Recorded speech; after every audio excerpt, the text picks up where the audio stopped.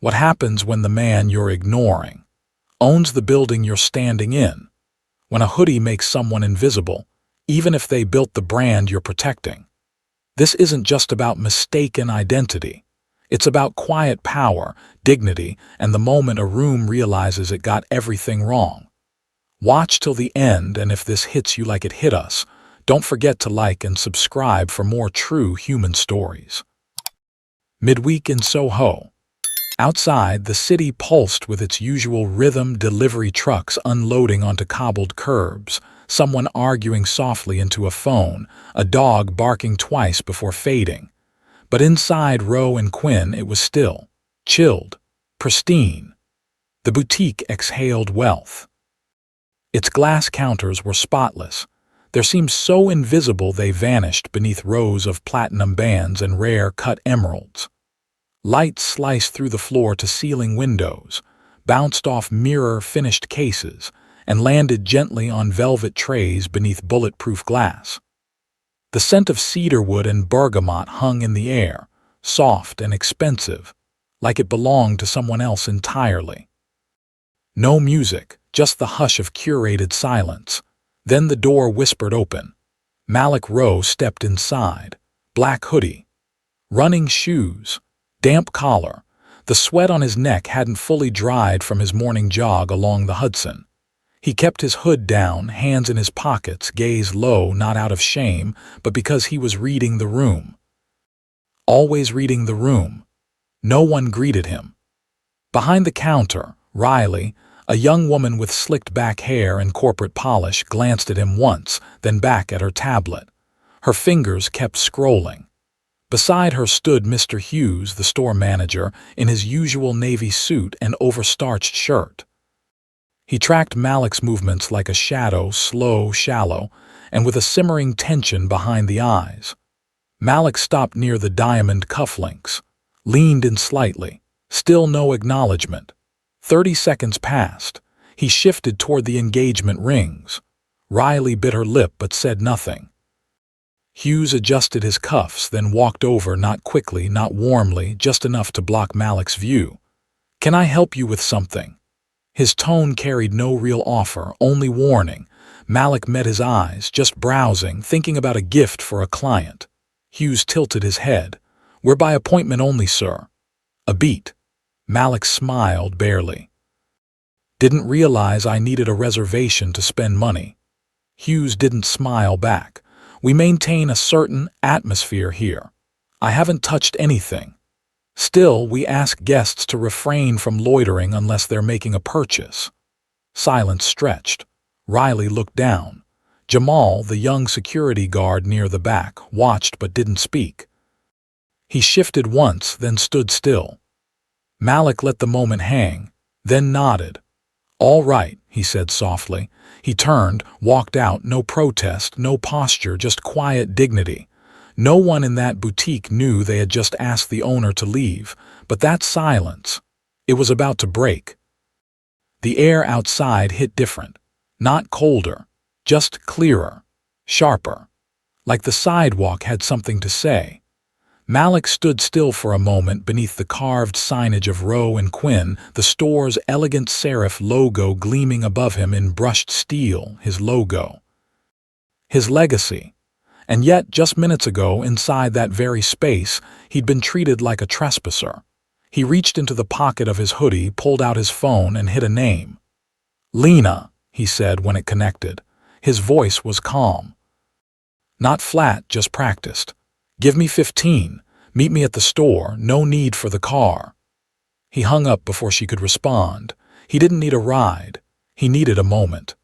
Malik leaned lightly against a parking meter, eyes scanning the storefront without really seeing it. The sun was slanting now, catching the edge of the glass. People passed on the sidewalk, a couple holding hands, a dog walker in a puffer vest, a man juggling coffee and keys. No one looked twice at him. That part was familiar. This wasn't the first time he'd been mistaken, dismissed, or measured against someone else's expectations. Not by a long shot. But this time, this space was supposed to be different.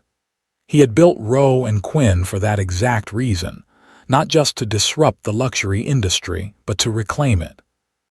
To prove that elegance didn't belong to one face, one tone, one type of wealth, and yet, still, they looked at his hoodie and not his posture, his shoes and not his presence, his silence and mistook it for weakness.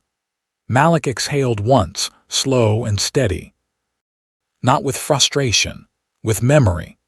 He remembered the department stores where he was followed, the job interviews where they blinked in surprise when he walked in, the way people used to glance past him in elevators pretending he wasn't there. And now, he was here, owning what they once said he'd never touch. But even with the title, the capital, the power, that old weight still showed up, like a ghost in the room. He looked at his reflection in the boutique's dark glass, still him, hoodie and all, and now it was time they saw it too. He was 11 the first time it happened in front of him. A department store uptown, winter. The air smelled like pine candles and too much perfume. His mother clutched her handbag tight, scanning a rack of discounted coats while Malik stood by, hugging the strap of his backpack. He noticed the man first, the one in the red vest with the walkie-talkie clipped to his belt. He wasn't pretending to fold anything. He wasn't pretending at all. He was watching them. Every step they took, he mirrored. When his mother picked up a coat, the man edged closer.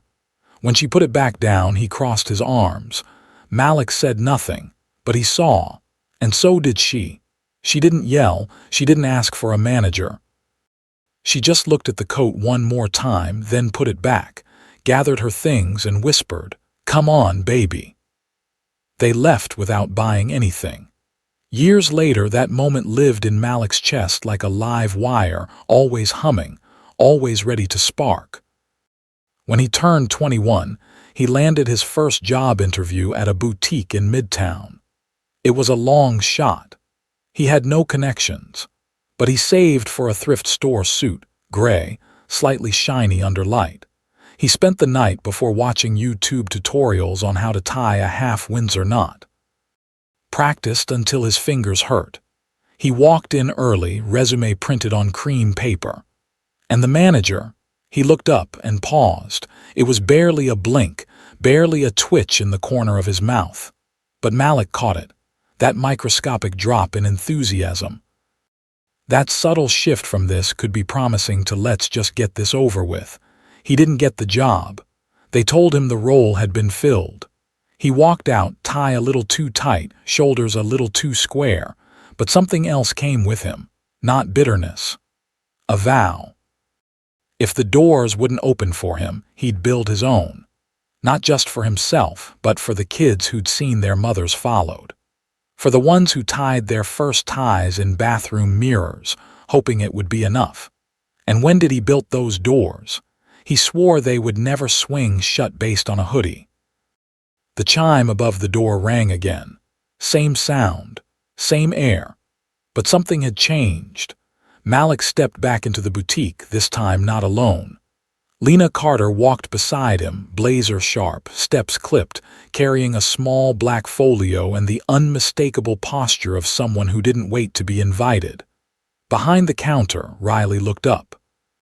Her eyes widened slightly, fingers pausing on the tablet screen. Mr. Hughes, standing near the display of vintage timepieces, froze. Lena walked first, straight toward the counter. "You're Riley, right?" she said with a cool smile. Riley nodded, slow. "And you must be Mr. Hughes," Lena continued, her tone still polite but unmistakably precise. "I'm Lena Carter, Director of Operations." Mr. Hughes blinked. "This," she said, stepping aside, "is Mr. Malik Rowe, founder and CEO of Rowe & Quinn." The silence broke like glass. Hughes's mouth opened, but no sound came out. Riley's eyes dropped to the floor. Jamal, the young security guard, straightened slightly in the corner. Malik stepped forward, calm. He wasn't smiling. He didn't need to be. "I didn't need to be recognized," he said, voice even low. "I needed to be respected." Hughes opened his mouth again, maybe to apologize, maybe to explain, but Malik raised a hand gently. "I walked in earlier dressed like myself," he continued. Not to test anyone, not to cause a scene, just to feel the energy in a space I built. His eyes moved slowly from Hughes to Riley. Neither of them met it, and you showed me exactly what I needed to see. There was no venom in his voice, no anger in his eyes, but the room felt smaller now somehow, like the temperature had shifted. You assumed I didn't belong, Malik said. Based on my clothes, my shoes, maybe my silence. He glanced around the boutique, his boutique. But here's the thing, he said. Luxury isn't an aesthetic, it's an experience, and that experience begins with dignity. The words landed with precision, not like punches, like truth. You don't build loyalty by guarding glass cases, he said. You build it by opening doors, listening, making people feel seen. Lena stepped beside him, arms folded. We'll be reviewing this store's practices starting immediately, she said. And not just here, company-wide. Riley looked like she wanted to disappear. Hughes swallowed hard, but Malik wasn't finished. This brand, he said, wasn't created to make people feel small. He took one last look at the place, the velvet, the lights, the polished stone underfoot. It was built to remind them they matter, every single one. Then he stepped back, not to leave, but to let the silence speak next. The room didn't move. Not the clock on the back wall. Not the light shimmering through the crystal case. Not the people standing in it. Silence hung like a chandelier above them, suspended, gleaming, fragile.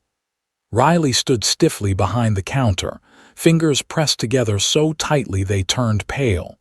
Her tablet sat idle beside her, its screen dimmed to black. She stared down as if the floor might forgive her faster than the man standing 10 feet away. Mr. Hughes didn't speak. His throat moved once, twice, but no words came. The tailored authority he'd worn just minutes earlier had fallen off him like dust. All that remained was posture and discomfort. Then someone shifted. Jamal, the young security guard near the entrance, took a step forward, not aggressive, not out of place, just one step closer, enough to be heard. "I'm sorry, sir," he said, his voice steady but low. "I didn't know, if I had." He let the sentence trail off. Malik looked at him and nodded, not out of praise, not to absolve him, but to acknowledge the one person in the room who had chosen truth when it mattered. "I appreciate that, Jamal," he said. There was no speech, no fanfare, just a quiet exchange between two men who understood that seeing someone truly is a choice you make before a name ever enters the room. The balance had shifted, not with yelling, not with shame, but with clarity. Power, real power, had returned to its source, and no one in that boutique could pretend otherwise. Lena stepped slightly closer to Malik, her arms still crossed, but she didn't interrupt, because nothing needed adding. The silence was no longer empty, it was full. The air had shifted again, no longer cold, no longer tense, just open, still. Malik let the silence stretch, then took a small step forward, not for dominance, for honesty. "My mother," he began, "used to carry a reusable grocery bag with her, everywhere." He didn't rush. His voice stayed even, no theatrical pauses, no dramatic flair. Just truth. Not because she needed it, but because one day she walked into a department store with me by her side and they followed her, accused her of trying to steal a belt. A belt. He glanced at Riley. She didn't move. They said she looked out of place. You know what that meant. She did too. He let that sit for a beat. After that, she never went into a store without something she could prove she paid for. Same bag, same receipt, like a badge, or maybe a shield. His hand rested gently on the glass countertop. Beneath it, a platinum bracelet sparkled under the lights. It looked untouchable, just like those spaces had once felt to him. "I was 11, he said softly. Old enough to feel her shame, too young to name it. But I remember the way she straightened her spine as we walked out. I remember the silence in the car ride home. And I remember thinking someday it'll be different." He turned to Riley, whose eyes were now fixed on him. Ever been made to feel small, he asked, because of how you look? Riley's throat moved once. Then she nodded. Her voice came out thin. Yes, just one word, but it cracked something. She looked away, blinking fast, trying to hold it together. But her face told the truth. She hadn't expected to be seen today. Not like this. I didn't build this brand to make people bow, Malik said. I built it so they could walk tall, so no one ever had to prove they belong just to be treated with kindness. Lena, standing behind him, glanced over at Riley. Not with judgment, but with recognition. We all carry things, Malik continued. Bias, fear, maybe it's quiet, maybe we think we're being neutral, but neutrality has a cost. He paused. We inherited that silence, that hesitation, but we don't have to pass it down. Riley finally looked at him again. This time her posture had changed, not defensive, not rigid, just present. I didn't mean to, she started. I know, Malik said gently, but intent doesn't erase impact. What matters is what we do next. The lights in the boutique hadn't dimmed, but everything felt softer, more human. Malik didn't linger. There was no dramatic exit, no parting speech. Just the soft chime of the boutique door as it clicked shut behind him. For the second time that day, he walked away not because he had to, but because the message had landed. Some things are more powerful when they echo in silence. Inside, Lena remained. Her heels tapped gently across the stone floor as she gathered the team near the consultation table. The display cases still gleamed, but something in the room had dimmed. The illusion of certainty, maybe. The quiet comfort of old habits. She tapped her tablet. A slide appeared with a single title, Human First, Listening, Seeing, Changing. This isn't a punishment, Lena began, voice steady. It's a start. The staff stood in a loose half-circle, Mr. Hughes stiff in his blazer, Riley fidgeting with her hands, Jamal standing at ease but alert. Training is coming, Lena continued. But training without reflection means nothing, so first we listen, we share, we unlearn. Jamal took a breath, then stepped forward. Miss Carter, he said, if you're building something around stories, I want in. Lena looked at him, surprised. I've worked in a lot of spaces where my job was just to stay quiet, he added. But today reminded me silence has a cost, and maybe I can help others speak. Lena nodded. You absolutely can. That evening, Riley sat on her small balcony, legs curled beneath her, laptop warming her thighs. She stared at the blank text box on her screen for a long time. Then she typed, Today I saw myself in how I treated someone, and I didn't like what I saw. I've told myself I'm inclusive, open-minded, fair. But that's the thing about bias, it's quiet. It hides behind professionalism and policy. I didn't recognize him. But worse, I didn't even try. I get to decide now who I become next. She hit post. Not to confess, to commit. Within 24 hours, the post was quietly passed between employees at 3 other Rowe and Quinn locations. Shared, screenshotted, whispered about. Not with judgment, with relief. Someone had said what they'd all felt. Something had shifted, and it wasn't going back. The office was nearly dark. Just the soft hum of the city outside the window, distant headlights flickering against the glass. The rest of the building had emptied hours ago, but Malik stayed behind not out of obligation, but because sometimes the stillness says more than any meeting ever could. He sat at his desk. No jacket, no shoes, just his socks brushing against the polished floor. One lamp cast a gentle pool of light over the desktop, and in the center of it, a worn piece of paper lay unfolded. A napkin, actually. Faded ink. A few creases. And at the center, a logo sketched in uneven lines, the first version of Rowe and Quinn, drawn during a midnight break back when Malik was still working double shifts and pitching investors from shared workspaces. He smiled at it not because it was elegant. It wasn't, but because it was real. His. Beside it sat his laptop, screen glowing. An old email had resurfaced during a routine sync. He clicked it open without thinking. Subject line, "Just wanted to say thank you." The message was short, simple. "I came into one of your stores last fall, wore leggings, no makeup, messy hair, wasn't planning to shop, wasn't expecting to be seen. But your associate asked how my day was, gave me a glass of water, told me to take my time.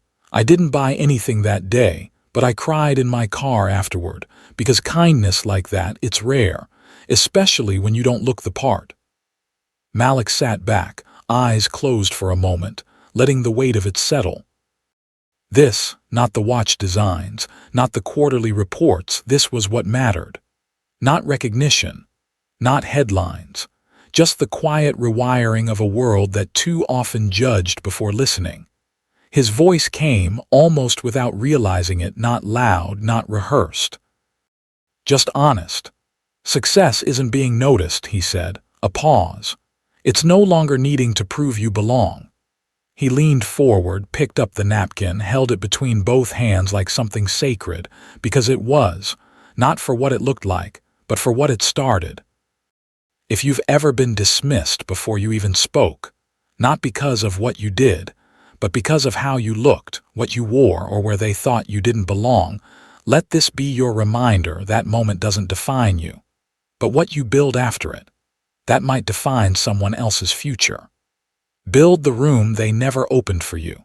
Hold the door for the ones coming behind you. Make it so no one has to explain why they deserve kindness. Because stories like Malik's happen every day in boutiques, boardrooms, classrooms, sidewalks. And most of the time they go unseen. But not today.